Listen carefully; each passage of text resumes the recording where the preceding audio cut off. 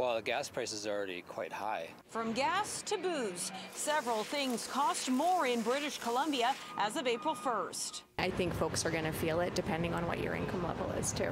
You're making more money, you're going to feel it, but not as much. First, BC hydro rates, which went up 2.3% Monday, although the utility provider says a new provincial credit will more than offset the increase. Next, fares for BC ferries. While the ferry operator is offering discounts, the average fare went up 3.2% April 1st.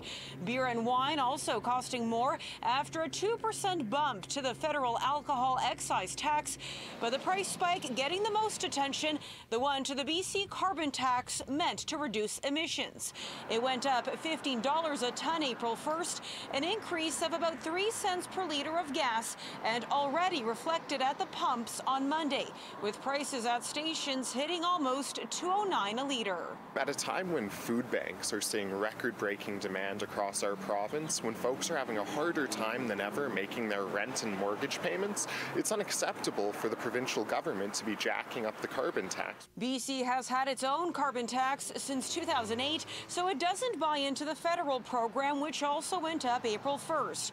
Both governments have faced calls to scrap the increases and the tax altogether. I think it does impact people a lot because people who drive, and I think the price of food delivery and the price of diesel for farming. As a society, we have to encourage people to go carbon neutral, or so I'm for it, yeah.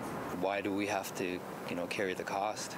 On Thursday, BC's Minister of Environment and Climate Change Strategy said his government would be sticking with the carbon tax, saying it's been effective at reducing emissions. 100% of the carbon tax increase on April 1st is going back to the climate action tax credits supporting low and middle income British Columbians. The credit is income-based, and about 1/3 of BC households don't qualify. Why do you need to take the money from the people and then giving it back to them? What purpose is that serving?